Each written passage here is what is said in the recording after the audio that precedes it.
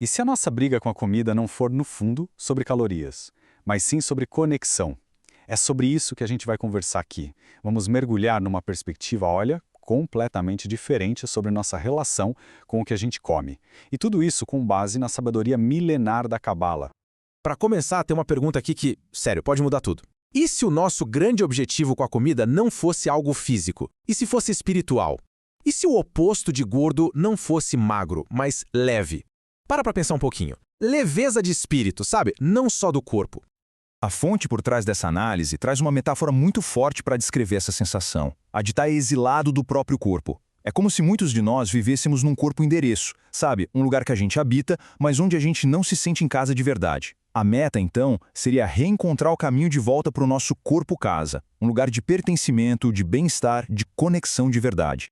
Ok, então, como é que a gente faz essa jornada de volta para casa? Bom, a Cabala aponta um caminho. E ele começa com um princípio que é a base de tudo: a arte de receber.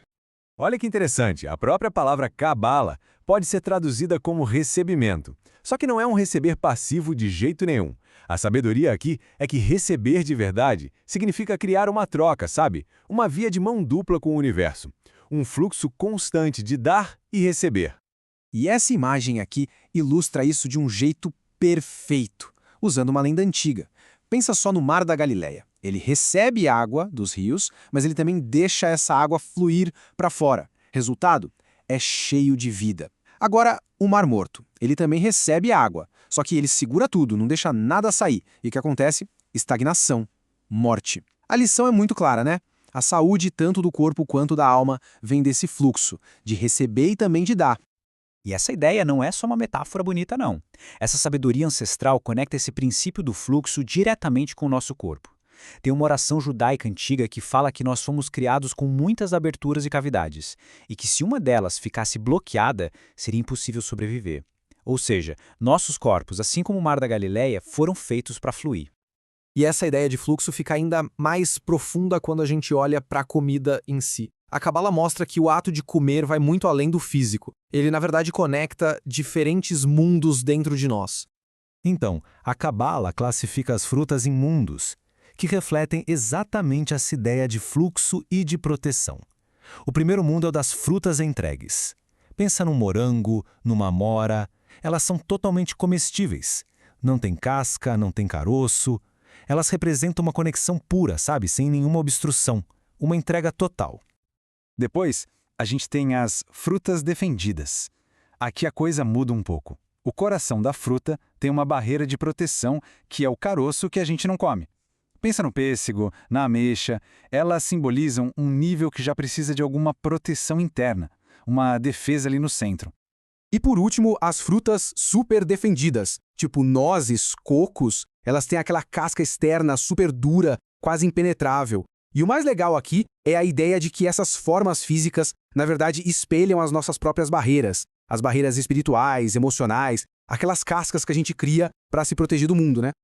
Tudo isso leva a gente para uma pergunta fundamental. O que é que cria essas barreiras? O que nos leva para esse estado de exílio no nosso próprio corpo? A resposta, de acordo com a Cabala, está numa luta interna bem específica.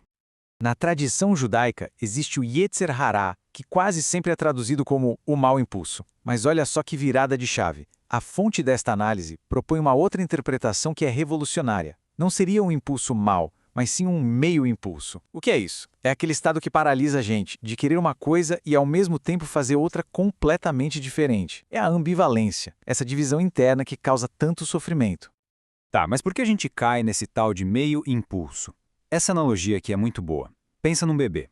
O seio da mãe é a resposta para tudo, né? Fome, solidão, medo, tudo se resolve ali. Agora, para muitos de nós adultos, a geladeira acabou virando esse lugar.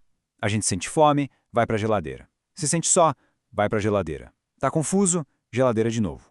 A gente busca numa única fonte a solução para necessidades que são completamente diferentes. Necessidades que, vamos combinar, a comida sozinha não tem como resolver. Certo.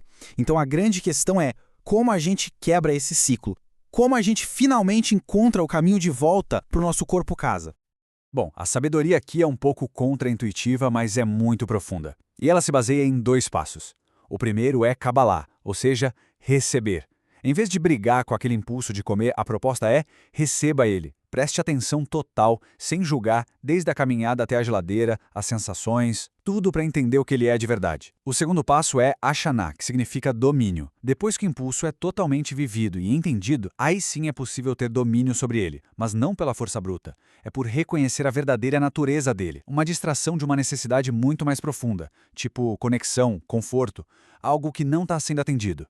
Isso tudo nos traz de volta para a nossa pergunta lá do começo, para a gente se tornar mais leve, e se a solução não for lutar contra os nossos impulsos, mas sim entendê-los? E se a chave não for resistir, mas sim receber com consciência? Fica aí uma ideia para a gente pensar, né?